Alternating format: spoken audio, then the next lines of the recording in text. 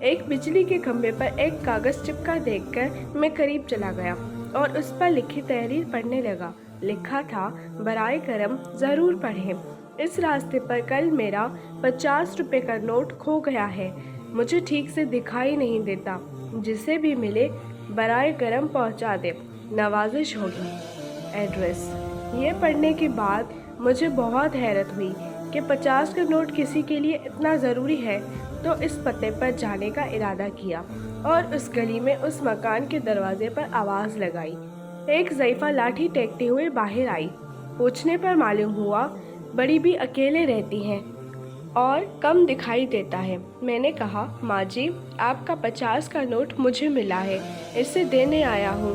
یہ سن کر بڑھیا رونے لگی۔ بیٹا، ابھی تک قریب 50 لوگ مجھے 50 کا نوٹ دے گئے ہیں، میں ان پڑھ ہوں، ٹھیک سے دکھائی بھی نہیں دیتا، پتہ نہیں کون میری اس حالت کو دیکھ کر میری مدد کرنے کے لیے لکھ کر چلا گیا ہے۔ بہت اصرار کرنے پر اس نے پیسے تو رکھ لیے، لیکن ایک درخواست کی کہ بیٹا وہ میں نے نہیں لکھا، کسی نے میری مدد کی خاطر لکھ دیا ہے، جاتے ہوئے اسے پھاڑ کر پھینک دینا۔ میں نے ہاں کہہ کر ٹال تو دیا، لیکن میرے ضمیر نے مجھے سوچنے پر مجبور کر دیا کہ ان سبھی لوگوں سے بڑھیا نے وہ کاغذ پھاڑنے کے لیے کہا ہوگا، مگر کسی نے نہیں پھاڑا۔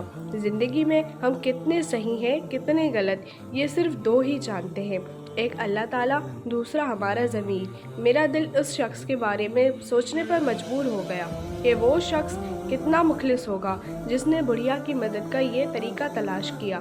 ضرورت مندوں کی امداد کے کئی طریقے ہیں۔